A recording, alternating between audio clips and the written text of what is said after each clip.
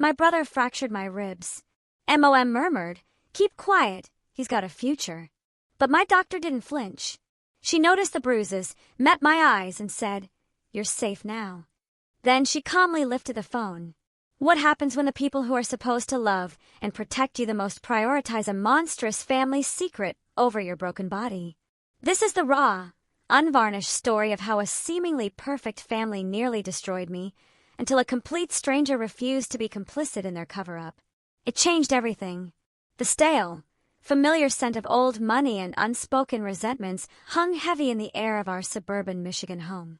It was supposed to be a celebratory dinner, but that night, the carefully constructed facade of our perfect family shattered, leaving me, Eleanor, gasping for breath on the cold kitchen floor. Growing up in Oak Ridge, Michigan, a town where everyone knew everyone else's business and appearances were everything, that facade was our family's entire foundation. There were 4 of us, myself, my older brother Liam, and our parents, David and Brenda. From the outside, we were the quintessential American dream. My father, David, a self-made real estate titan. My mother, Brenda, a socialite queen of local charities. We lived in a sprawling colonial, attended church like clockwork, took lavish family vacations, and our Christmas cards were meticulously staged photo shoots. But behind closed doors, our reality was a twisted knot of unspoken rules and simmering resentment, especially concerning Liam. Liam, 3 years my senior and now 28, always had what my parents euphemistically called a bit of a temper. When we were kids, this temper meant my porcelain dolls, treasured gifts from my grandmother, would often end up in pieces, shattered during his outbursts. Each time, my parents would replace them, gently telling me, "Eleanor, your brother just has strong emotions. You need to understand." As we grew older, his aggression morphed, moving from breaking my possessions to systematically chipping away at my spirit. The names, the constant criticism about my intelligence or appearance, it was relentless. And my parents, they'd simply wave it away as siblings being siblings, with my mother often adding, "That's just how brothers and sisters interact, Eleanor. You need to develop thicker skin." It was painfully clear Liam was the favorite. My straight A's would earn a fleeting, "Good job," but Liam, barely scraping a B- in a class he was failing, would be celebrated with lavish dinners at the town's most exclusive restaurants. When I got into the University of Michigan with a scholarship, it was met with a polite nod.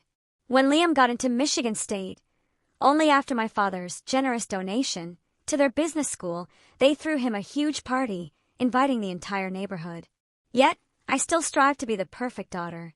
I pursued medicine, burying my true love for art, watercolors that my high school teacher swore were exceptional. My father had scoffed, calling art an expensive hobby, not a career. So, I swapped my paintbrushes for textbooks. Our family standing in Oak Ridge was paramount. My father's business, my mother's charity work, it all hinged on reputation. We weren't just residents, we were pillars of the community. The pressure to maintain this pristine image was suffocating.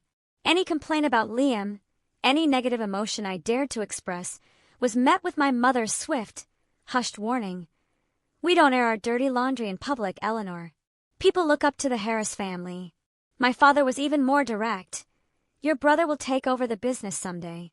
Nothing can tarnish his reputation." My feelings toward my family were a complex, agonizing tangle of love, resentment, duty, and a desperate craving for approval. I loved them because they were family. But as I matured, the toxicity of our dynamic became undeniable. Still, years of conditioning made it almost impossible to trust my own instincts. A little voice, eerily similar to my mother's, would always whisper, "You're being too sensitive. You're selfish." After medical school, my residency in Chicago was a blessed 2-year reprieve. That distance offered a clarity I'd never known. With the help of a therapist, whom I, of course, told my parents was just a stress management counselor, I began to grasp just how unhealthy and abnormal our family was. But then residency ended. An opportunity arose back in Oak Ridge with loan forgiveness for my astronomical medical school debt. Despite my gut screaming no, I took it. Financially, it made sense. Emotionally, I was still chasing that elusive approval, clinging to the desperate hope that things could somehow change. I moved back 3 months ago. The red flags were immediate, glaring. At my welcome home dinner, Liam dominated the conversation, recounting his recent promotion at Dad's company. When I tried to share an interesting case from my residency, my mother cut me off, asking if I'd met any suitable young men in Chicago. I saw them. I ignored them. Things will be different now, I told myself. I'm an adult, with my own career. I was wrong. So profoundly, devastatingly wrong. The evening that changed everything was meant to celebrate Liam's new role as Vice President of Operations. Mother had spent days fussing, cooking all of Liam's favorite dishes, festooning the dining room with congratulatory banners. I arrived early, trying to be helpful, to feel included. I even brought Liam a bottle of his favorite whiskey, straining my budget after settling into my new apartment. I desperately wanted us to be a normal, loving family. The evening started well enough. Father uncorked an expensive wine. Mother served her famous beef Wellington. Liam was in high spirits, accepting compliments with his usual blend of confidence and pure arrogance. He was already on his second glass of whiskey when we sat down. To Liam, my father toasted, raising his glass. Following in my footsteps, exceeding even my expectations. Harris Development will be in good hands with you at the helm someday. We all clinked glasses. The company's lucky to have you, Liam, I added genuinely. Your clients at the Riverside project seemed really happy. Liam nodded, almost imperceptibly. Damn right they are. I turned that project around after Mark Miller nearly tanked it. The conversation flowed, light and easy. My mother asked about my new practice, though her interest felt perfunctory. Liam was on his third whiskey when he brought up his girlfriend, Chloe, whom he'd been dating for 6 months. We're talking about moving in together, he announced. Her lease is up next month, and it doesn't make sense to renew when she spends most nights at my place anyway. That's wonderful, dear, my mother said, but I saw the slight tightening around her eyes. She was traditional. Chloe's great, I said, meaning it. I'd met her a few times. She was kind, intelligent. She mentioned last time I saw her that she's hoping we'll all come to her family's lake house this summer. Liam's expression darkened. When did you talk to Chloe? He snapped. We ran into each other at the grocery store last week, I explained, bewildered by his sudden shift. We chatted for a few minutes. She's really nice. What else did she say? His tone had a distinct edge now. I shrugged, truly confused. Nothing much. Just something about Dad's fishing boat needing repairs before you visit. She should keep her mouth shut about my family, Liam bit out, cutting me off mid-sentence. The table fell silent. My mother stared at her plate. My father cleared his throat, a low, uncomfortable sound. Liam, I said carefully. She didn't say anything bad. She was just making conversation. Last month, she had the nerve to say, our family is intense after Sunday dinner. Liam's voice rose, slurred. Like her family is so perfect with her alcoholic uncle and shoplifting sister. I'm sure she didn't mean anything by it. My mother interjected, trying to douse the fire, but Liam wasn't listening. The alcohol had peeled away his inhibitions, and he was fixated on a perceived slight. And now she's talking about us to you behind my back. It wasn't like that at all. I protested. It was just friendly conversation, right? Liam scoffed. Always so perfect, aren't you, Eleanor? The doctor, the good daughter, everyone's favorite. I almost laughed at the bitter irony, me the favorite. But I knew better. Liam, I think you're misunderstanding. Don't tell me what I understand. He slammed his glass down, whiskey sloshing onto the pristine white tablecloth. My mother flinched. My father finally spoke up. Son, let's dial it back. This is supposed to be a celebration. Liam surged to his feet, his chair scraping violently across the hardwood. I need some air. He stormed out of the dining room towards the kitchen. After an excruciating silence, my mother suggested we move on to dessert. I offered to help clear the plates, using it as an excuse to follow Liam, to try and smooth things over. I found him in the kitchen, pouring yet another generous measure of whiskey. Liam, I'm sorry if I upset you, I said quietly, stacking plates on the counter. That wasn't my intention. He turned, his eyes bloodshot, blazing. You always do this, acting all innocent while stirring up trouble. That's not fair. I protested. I was just making conversation about Chloe. I like her. Well, keep your nose out of my relationship, he snapped. And stop trying to buddy up to my girlfriend to get dirt on me. That's not what happened at all. My own frustration ignited. Why would I do that? Because you've always been jealous of me, he sneered, taking a step closer. Dad's company, Mom's attention, everything. You can't stand that I'm successful while you're still paying off student loans. His words stung, not because they were true, but because they were such a complete inversion of our reality. The audacity of it. I couldn't help but let out a short, disbelieving laugh.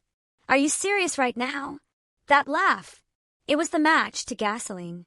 Liam's face contorted with pure rage. Don't you dare laugh at me. Before I could even react, he shoved me. Hard. I stumbled backward, the small of my back slamming into the sharp, unforgiving edge of the granite kitchen island. The impact stole my breath. I felt a sickening crack in my ribcage. Pain, a blinding, fiery agony, exploded through my torso. I crumpled to the floor, gasping, wheezing for air. The commotion brought my parents running. My mother screamed when she saw me. My father froze in the doorway. What happened? My mother demanded, eyes darting between Liam and me. She fell. Liam blurted out instantly. She tripped. I couldn't speak, couldn't breathe. Each desperate attempt to inhale sent jagged shards of pain ripping through my chest. My mother knelt beside me. Eleanor, can you get up, honey? My father finally moved, pulling Liam aside. What did you do? I heard him hiss. Nothing. She's faking it. Liam insisted, though the tremor in his voice betrayed him. With my mother's help, I managed to sit up, but the movement tore a fresh cry of pain from my throat. He pushed me. I finally gasped. I hit the counter. My mother's expression flickered. Concern. Yes, but beneath it, a chilling calculation.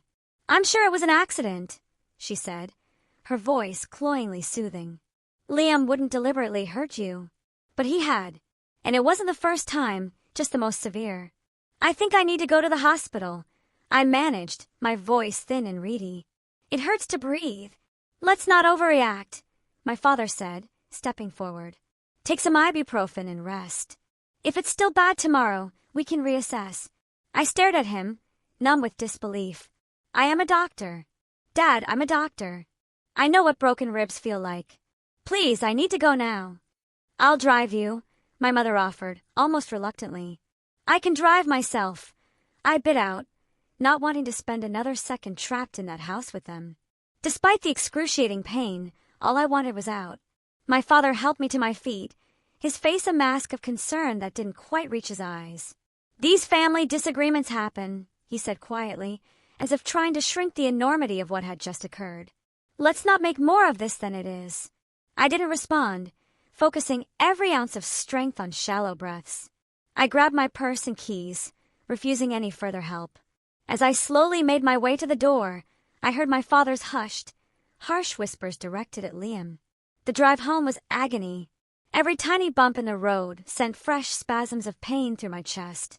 I should have gone straight to the ER, but shock and a perverse denial propelled me home instead. Just take some strong painkillers, I told myself. See how you feel in the morning. A part of me simply couldn't process it. Not just Liam's violence, but my parents' chilling reaction. That night was one of the longest of my life. I couldn't lie down. The pain was unbearable. Propped up in a recliner, I drifted in and out of a fitful, haunted sleep. By morning, the pain hadn't just lingered, it had intensified. My side bloomed with an angry, mottled purple bruise. I could barely move without gasping. I knew then I couldn't ignore this. I needed medical attention. Family wishes be damned. The morning brought not just physical agony, but the emotional assault of my family's response. My phone chimed at 7:30 a.m. My mother, Brenda.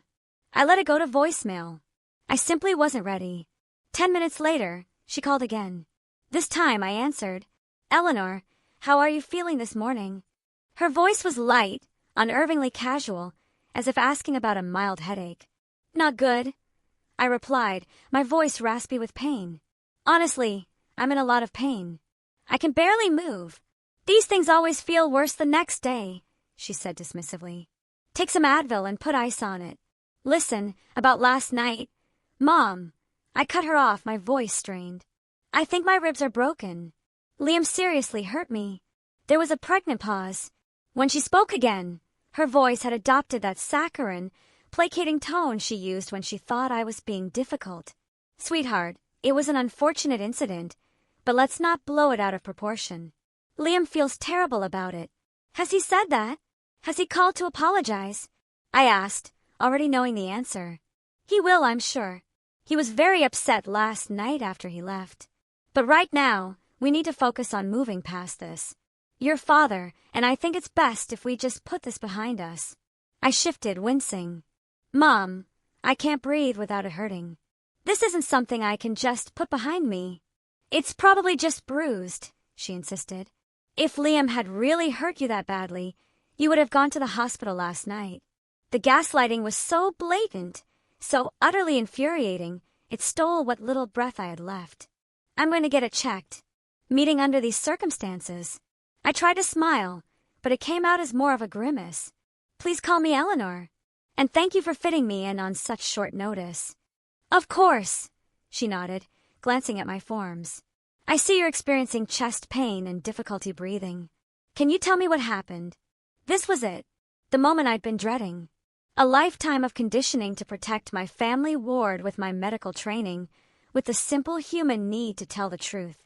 I had an accident, I said vaguely.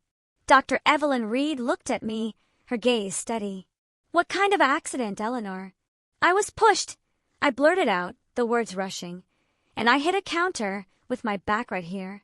I indicated the area just below my shoulder blade. She nodded, making a note. Who pushed you, Stephanie? I hesitated, then looked down at my hands. My brother.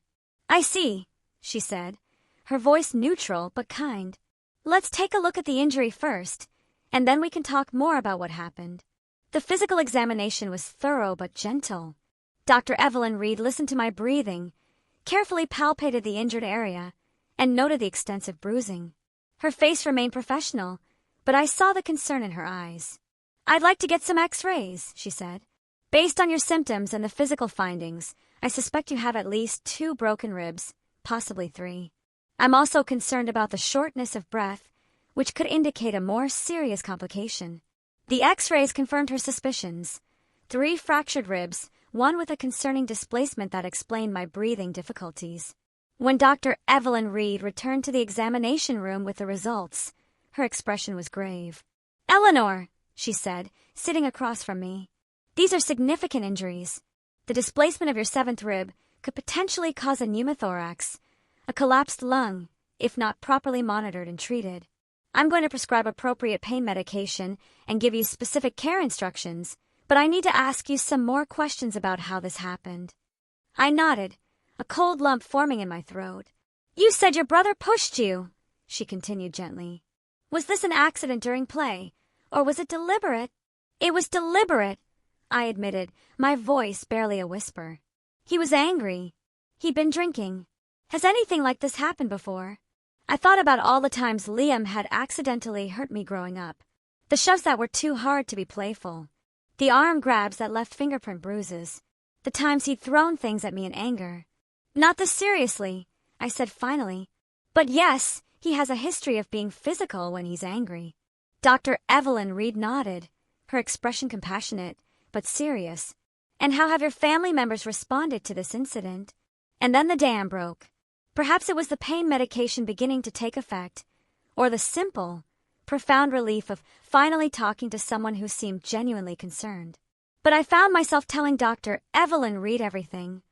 Liam's attack, my parents' dismissive response, their relentless pressure to keep quiet, their prioritization of the family's reputation over my very well-being. They sent me a gift basket, I said, with a hollow, painful laugh that sent fresh agony through my chest. Like chocolates and bath bombs could make up for broken ribs, and the fact that they care more about how this affects Liam than how it affects me. Dr. Evelyn Reed listened without interruption, occasionally making notes. When I finally fell silent, she put down her pen and looked at me directly. Eleanor, as a medical professional, I want to be completely transparent with you about my obligations here. What you described is a case of domestic violence, and in my position, I am a mandatory reporter. My heart sank. What does that mean exactly? It means that I am legally required to report incidents of suspected abuse to the appropriate authorities, she explained gently. In this case, that would mean filing a report with the police. Panic flared in my chest, battling with the pain from my ribs. No, you can't do that. My family would. I trailed off, realizing how telling my immediate response was. Be angry. Cut you off. Continue to prioritize your brother's reputation over your safety. Dr. Evelyn Reed prompted softly. Spoken like that, it sounded so clear-cut, so logical. But decades of family dynamics aren't easily dismissed. You don't understand, I protested weakly. It's complicated. I understand better than you might think, Dr. Evelyn Reed said, surprising me. When I was in my 20s, my father broke my arm during an argument. My mother begged me to tell the doctors I fell down the stairs, and I did, because I didn't want to tear our family apart. Her candor caught me completely off guard. What happened? 2 years later, he put my mother in the hospital with a concussion and broken jaw, she said simply. I've spent the last 30 years wondering if I could have prevented that by speaking up the first time. Her words hit me like a physical blow. Was I enabling Liam's behavior by staying silent? Would he escalate, hurting someone else in the future? Chloe! Or, God forbid, his own children? I understand this is difficult, Dr. Evelyn Reed continued. Family loyalty is deeply ingrained, and the fear of consequences is very real. But I want you to consider something. If one of your patients came to you with these exact injuries and this exact story, what would you advise them to do? I knew the answer immediately. As a doctor, I would urge them to report it, to prioritize their safety, to recognize the signs of an abusive relationship. But applying that same standard to myself felt utterly impossible. What exactly would happen? I asked finally. If you report it, Dr. Evelyn Reed explained the process clearly. A report would be filed, and the police would likely want to interview you. You would have the option to press charges against Liam, though the prosecutor could potentially proceed even without your cooperation based on the medical evidence. There would be documentation of the incident, regardless. I'm not going to pretend this will be easy, she warned. Honestly, based on what you've told me about your family, there will likely be significant pushback.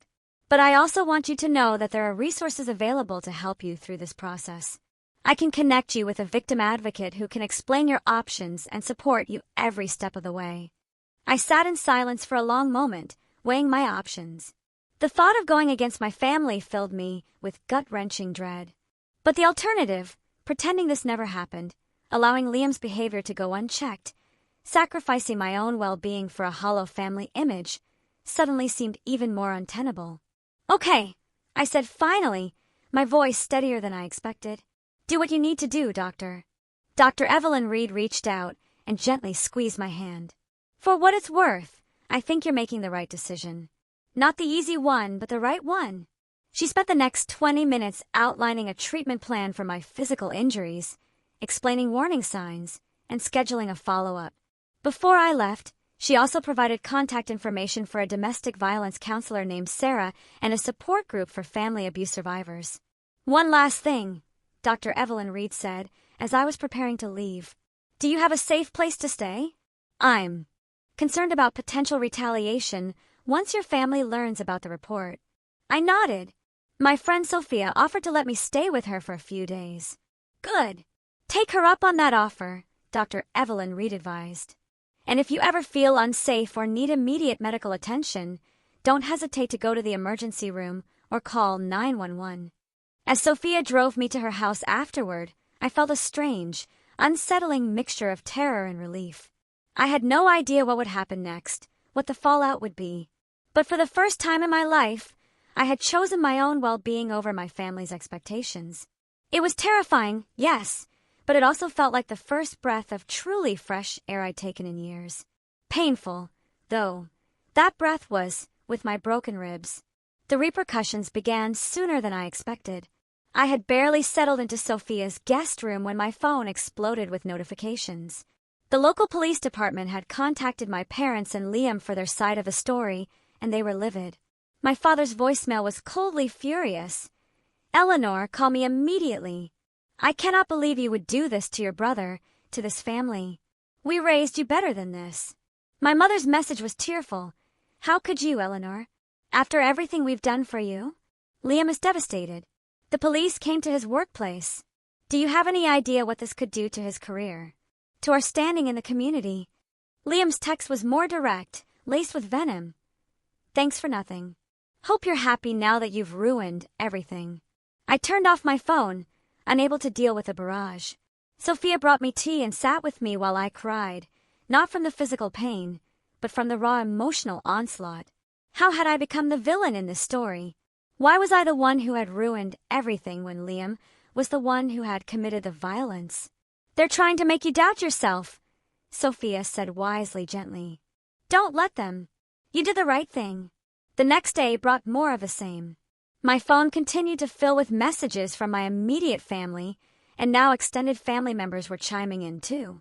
My Aunt Linda, my father's sister, called to tell me I was tearing the family apart over a little disagreement. My cousin Matthew texted that I was being dramatic and attention-seeking. Even my grandmother, who had always been kind to me, left a voicemail asking why I couldn't have handled this within the family. Only my mother's younger sister, Aunt Laura, sent a different message. I believe you, Eleanor. Call me if you need anything. Love you. I hadn't spoken to Aunt Laura in years. She'd had a falling out with my mother over something that was never explained to me and had been largely absent from family gatherings ever since. Her support, though unexpected, was a tiny lifeline in the storm. I took a few days off from work, using my medical leave to recover physically and try to process everything emotionally. Dr. Evelyn Reed had connected me with Sarah, the domestic violence counselor, who called to check on me and provide resources. She explained that what I was experiencing, the family closing ranks, the victim blaming, the pressure to recant, was, unfortunately, common in cases of family violence. They're trying to maintain the status quo, Sarah explained. Your speaking up threatens the family system they've established, where your brother's behavior is excused and enabled. It's painful, but their reaction actually confirms that you made the right choice by breaking the silence. 5 days after my appointment with Dr. Evelyn Reed, I returned to my apartment briefly to pick up more clothes and some work files. I had just finished packing a bag when there was a loud, insistent knock at the door. I froze, knowing instantly who it was. Sure enough, when I peered through the peephole, I saw my parents standing in the hallway, grim-faced. I considered not answering, but I knew this confrontation was inevitable. Better to have it on my territory than theirs. I opened the door, but didn't invite them in. We need to talk, my father said without preamble. I'm busy right now, I replied, trying to keep my voice steady. Too busy for your family? My mother asked, her voice sharp with hurt and anger. After what you've done, you owe us at least a conversation. I sighed and stepped back, allowing them to enter. They surveyed my half-packed suitcase with palpable disapproval. Running away? My father asked, disdainfully. Taking care of myself, I corrected. What do you want? We want you to fix this mess you've created, he said bluntly. The police are talking about charging Liam with assault. His job could be at risk. People are already talking. I didn't create this mess, I said, a spark of anger cutting through my anxiety. Liam did when he broke my ribs. It was an accident, my mother insisted instantly. He pushed you? Yes, but he didn't mean for you to get hurt like that. He's 28 years old, Mom. He doesn't get to hide behind. He didn't mean it anymore. And it wasn't an accident. He deliberately shoved me because he was angry. My father stepped closer, his imposing height meant to intimidate, as it had so many times in my childhood. Eleanor, you need to tell the police you want to drop this. Say you exaggerated, that you misunderstood what happened. I can't do that, I said, taking a step back. It would be lying. So, you'd rather destroy your brother's life over one mistake? My mother's voice broke with feigned emotion. What kind of sister does that make you? What kind of brother breaks his sister's ribs and then calls her stupid for seeking medical help? I countered. What kind of parents care more about their son's reputation than their daughter's safety? My father's face darkened with pure rage. That's enough. We have always protected both of you. Everything we've done has been for this family. No, I said, the realization crystallizing as I spoke. Everything you've done has been for the family image. For Liam. Never for me. That's not true, my mother protested. We put you through medical school. Because it looked good to have a doctor in the family, I shot back. Not because you cared about what I wanted. I wanted to study art. Remember? You both laughed at the idea. My father dismissed this with a dismissive wave of his hand. This isn't about ancient history. This is about what you're doing right now, which is betraying your family. I'm not betraying anyone. I'm standing up for myself, maybe for the first time. The argument continued in circles, my parents alternating between guilt-tripping, veiled threats, and occasionally attempting to cajole me into recanting my story. When it became clear I wouldn't budge, my father played his final card. If you go through with this, you're on your own, he said coldly. Financially, emotionally, in every way. Is that what you want? To lose your family over this? The threat should have terrified me. In many ways it did, but underneath the fear was a strange, powerful sense of clarity. I lost my family the moment you chose to protect Liam instead of me, I said quietly. Maybe I never really had one to begin with. My mother began to cry in earnest, while my father's face turned to stone. You'll regret this, he said finally. When the dust settles and you've burned all your bridges, you'll realize what you've thrown away. After they left, I sat on my couch for a long time, trembling with the aftermath of adrenaline. I had stood my ground, but the cost was becoming increasingly, terrifyingly clear. My phone pinged. A text from Liam. Hope you're happy now that Mom's hysterical. Dad says you're dead to him. Good job, sis. The harassment didn't stop there. Over the next few days, Liam escalated his campaign. He posted vague but pointed comments on social media about family traitors and attention-seeking liars. He contacted mutual friends, weaving his distorted version of events, painting me as unstable and vindictive. Most disturbingly, he began spreading rumors at the hospital where I worked, telling people I had fabricated the abuse allegations because I was jealous of his success. Some friends distanced themselves, uncomfortable being drawn into the family drama. Colleagues gave me strange, knowing looks in the hallway. Even Sophia, as supportive as she was, seemed overwhelmed. I had no idea your family would react like this, she admitted one evening. I mean, I knew they were kind of intense, but this is next level. I nodded, understanding her discomfort. You don't have to keep letting me stay here if it's too much. I can find somewhere else. Don't be ridiculous, she said firmly. I'm not abandoning you. I'm just saying it's a lot, but we'll get through it.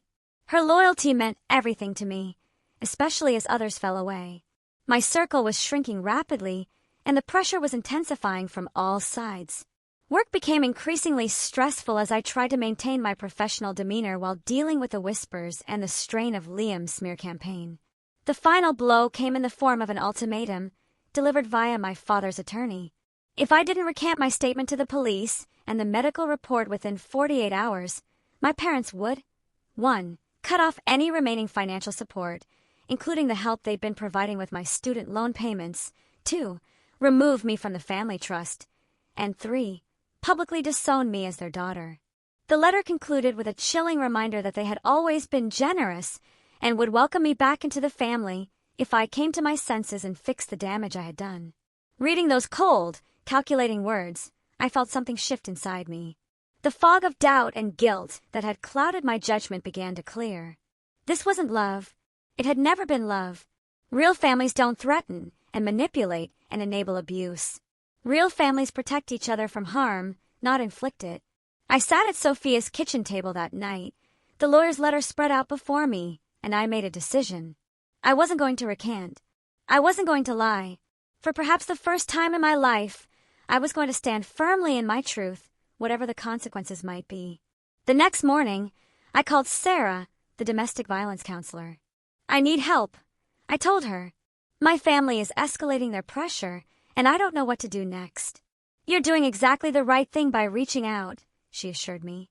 Let's talk about some practical steps to protect yourself and build a support system that doesn't include your biological family. That conversation became the first step in my journey toward true independence, not just financially, but emotionally and psychologically as well. It was terrifying to face the future without the family I'd always known. But as I would soon discover, it was also the beginning of a profound liberation.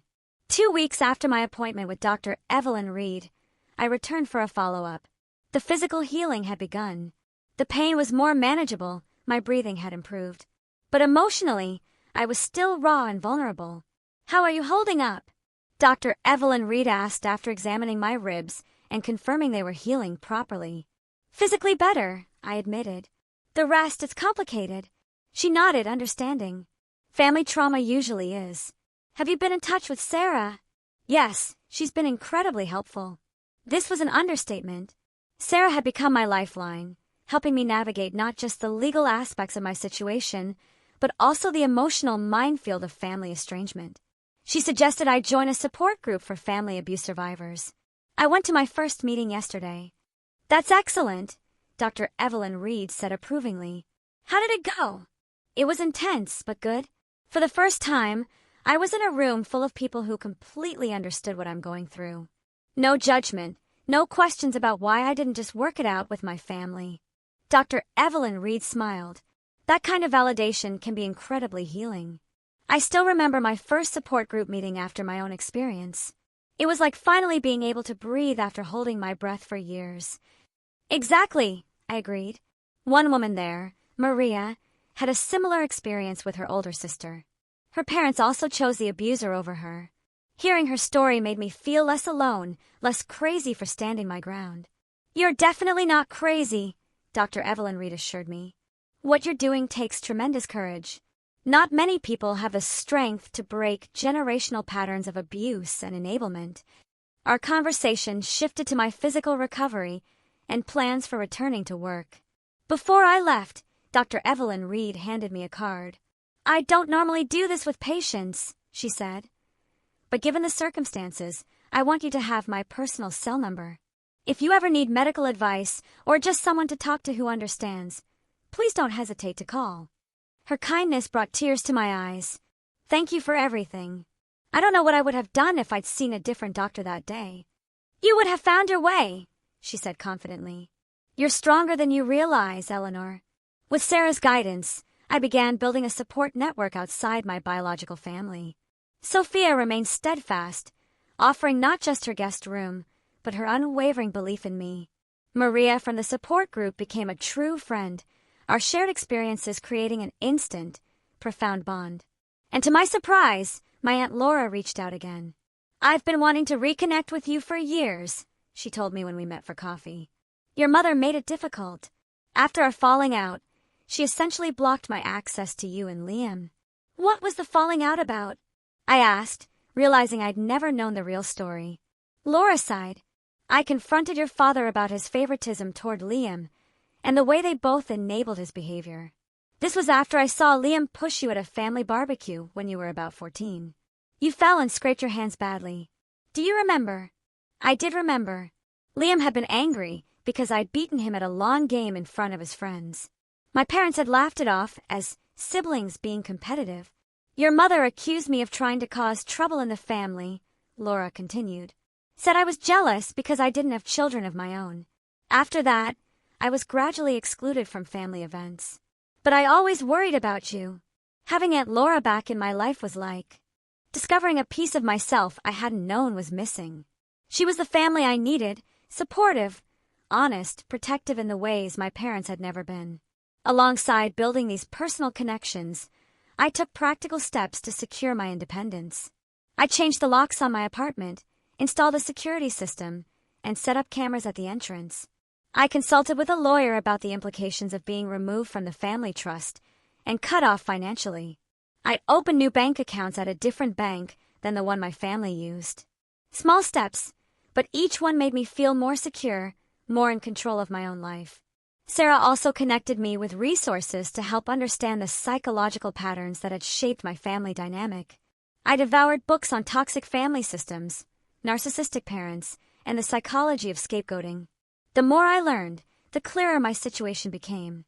Liam was the golden child, perpetually excused and elevated no matter his behavior. I was the scapegoat, expected to absorb blame and prioritize everyone else's needs above my own. This education was both painful and liberating.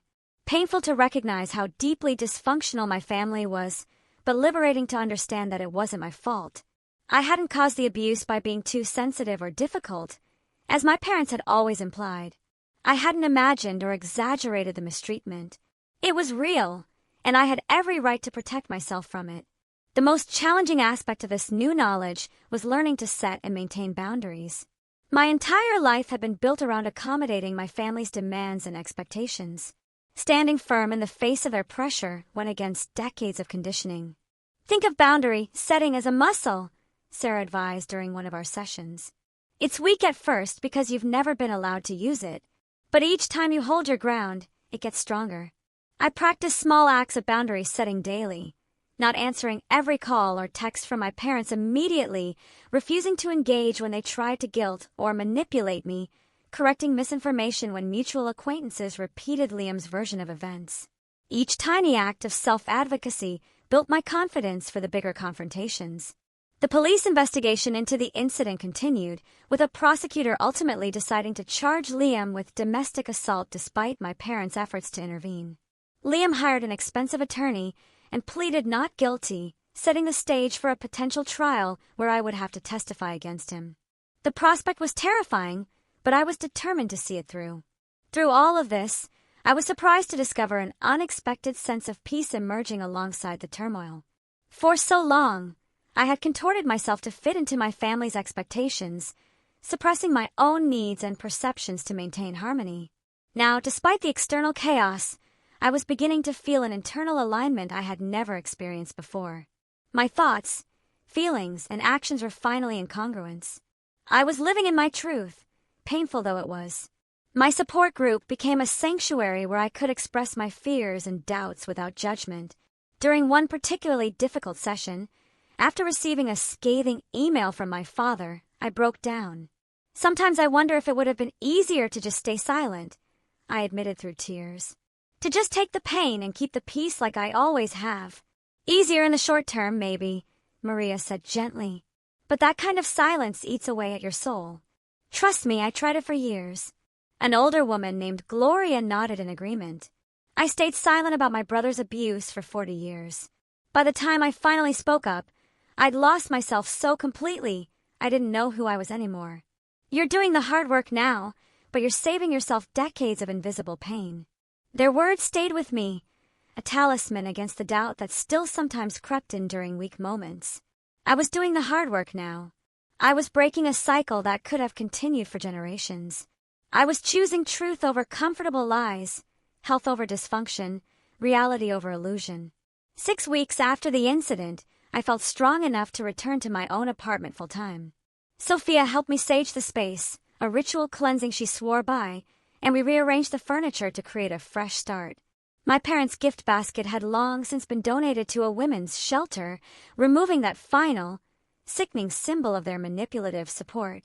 That night, alone in my own space for the first time since everything had happened, I took out my watercolors, unused since college, and began to paint.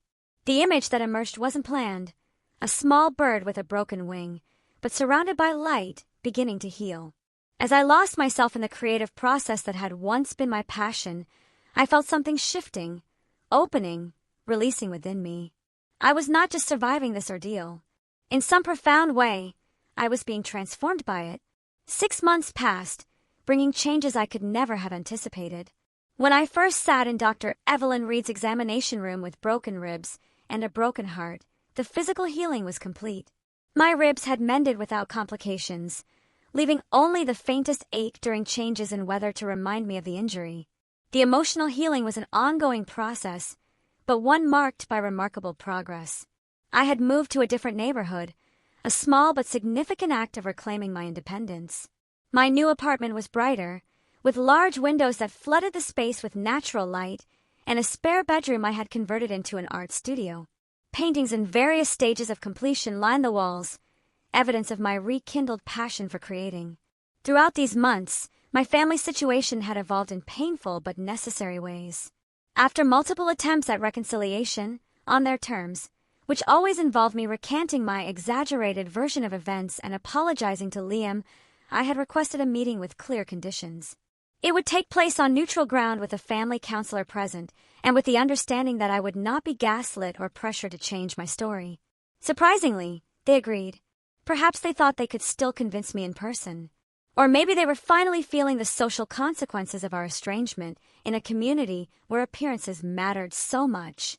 The meeting took place at Dr. Elizabeth Chun, the counselor's office, on a crisp fall afternoon.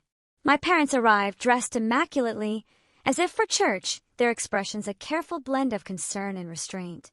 Liam came separately, his usual confidence dimmed somewhat by the pending legal case against him, which had been delayed by procedural issues. Dr. Elizabeth Chun established ground rules for our conversation.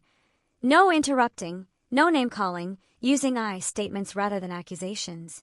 My parents nodded agreeably, though I could sense their impatience with what they probably viewed as unnecessary formality. Eleanor, Dr. Elizabeth Chun began. Would you like to start by sharing what you hope to achieve from today's meeting? I took a deep breath, centering myself as I had practiced. I want clarity and honesty about what happened and what happens next. I want acknowledgement of the harm that was done to me, both by Liam's actions and by your response to them. And I want to establish boundaries for any future relationship we might have. My mother frowned slightly at the word boundaries, but remained silent. My father shifted in his seat, already uncomfortable with the direction of the conversation. David and Brenda, Dr. Elizabeth Chun turned to my parents. What are your hopes for today? My father cleared his throat. We want our family back together. This division has gone on long enough. We want to put this unfortunate incident behind us and move forward. It wasn't an unfortunate incident, I said quietly but firmly. It was assault. Liam broke 3 of my ribs and then called me stupid for seeking medical help. You both pressured me to lie about my injuries and prioritized his reputation over my physical safety. Eleanor, you know that's not how it happened. My mother began, her voice taking on the placating tone I'd grown to recognize as the prelude to gaslighting. Actually, Mom, that is exactly how it happened. I countered. And this pattern of denying reality is precisely why we're sitting here today. Dr. Elizabeth Chun gently redirected the conversation, asking each of us to express our feelings without disputing each other's experiences. What followed was 2 hours of painful but necessary truth-telling. My parents continued to minimize and deflect, though with less conviction than before. Liam offered a superficial apology that focused more on the inconvenience the situation had caused him than on the harm he had inflicted. I'm sorry things got out of hand, he said, not quite meeting my eyes. I never meant for you to get seriously hurt, but you have to admit, going to the police was an extreme reaction. Was it? I asked, maintaining my composure despite the anger bubbling beneath the surface. If a stranger had broken my ribs, would reporting it be extreme? Why should you be held to a lower standard of behavior because we're related? He had no good answer for that. By the end of the session, it was clear that while my family was willing to have me back in their lives, they were not truly willing to acknowledge the dysfunction that had led to our estrangement. They wanted reconciliation without accountability, forgiveness without change. As we prepared to leave, my father made one final appeal. Eleanor, we miss you. Despite everything, we're still your family. No one will ever love you like we do. I looked at him for a long moment, seeing him clearly, perhaps for the first time. That's the problem, Dad. The way you love is conditional and harmful. I deserve better. We all do. Walking out of that office, I felt an unexpected lightness. I had faced my greatest fear, permanent estrangement from my family, and discovered it wasn't as terrifying as I had imagined. In fact, the prospect of continuing to accept their version of love now seemed far more frightening than building a life without them. In the months that followed, I maintained minimal contact with my parents through occasional texts and brief phone calls, always with strict boundaries in place. Liam and I had no direct communication outside of necessary legal interactions.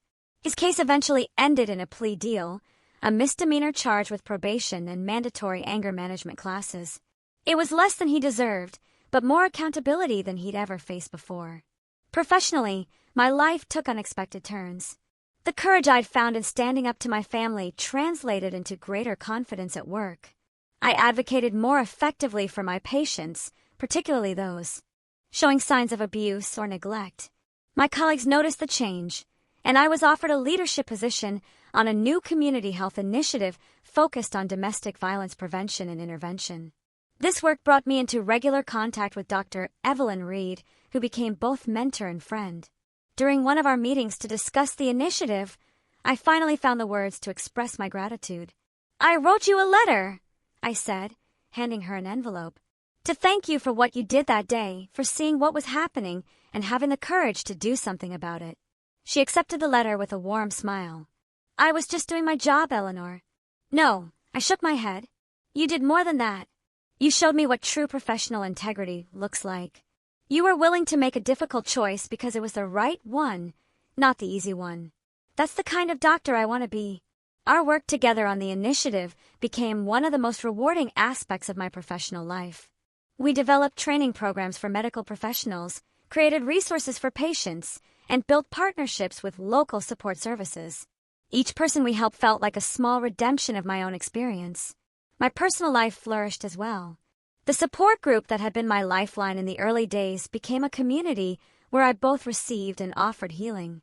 Maria and I started a monthly gathering for survivors to share art, poetry, and stories as part of their recovery process. Sophia remained my closest friend. Her loyalty during my darkest days cemented a bond that felt more like family than many blood relationships. And speaking of family, Aunt Laura became a central figure in my life. Her home became my holiday destination, her wisdom a guide through the complex emotions of creating a new kind of family when the original one had failed. Through her, I connected with cousins I'd barely known growing up, discovering relationships untainted by the dynamics that had poisoned my immediate family. Most surprisingly, I began dating again after years of focusing exclusively on my career. Noah, a kind and thoughtful architect I met through a community art class, showed me what healthy communication and respect looked like in a romantic relationship. Our connection developed slowly, built on friendship and mutual values rather than the desperate need for approval that had characterized my previous relationships. On the anniversary of my appointment with Dr. Evelyn Reed, I took myself on a solo retreat to a cabin by a lake. I brought my paints, my journal, and a stack of books, intending to reflect on the year's journey. Sitting on the dock at sunset, watching the light play across the water, I wrote in my journal, "A year ago today, I was broken in more ways than I knew. My ribs were fractured, but so was my sense of self, my understanding of love, my belief in my own perceptions. I thought speaking the truth would destroy me, that I couldn't survive without the family that had both shaped and distorted me. I was wrong. The truth didn't destroy me.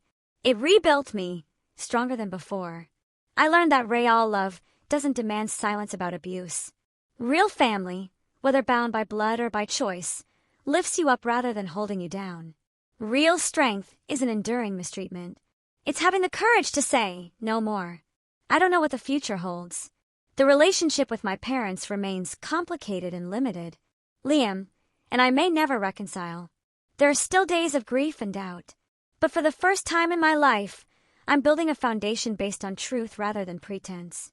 On authentic connection rather than obligation. On self-respect rather than self-sacrifice. That feels like victory. That feels like healing. That feels like home. As I share this with you, I wonder how many of you have faced similar crossroads in your own families. Have you ever had to choose between peace and truth, between loyalty and self-preservation? I'd love to hear your stories in the comments below. If my experience has helped even one person feel less alone or more empowered to seek help, then sharing it has been worthwhile. Remember, sometimes the family we create is more healing than the one we were born into. Thank you for listening.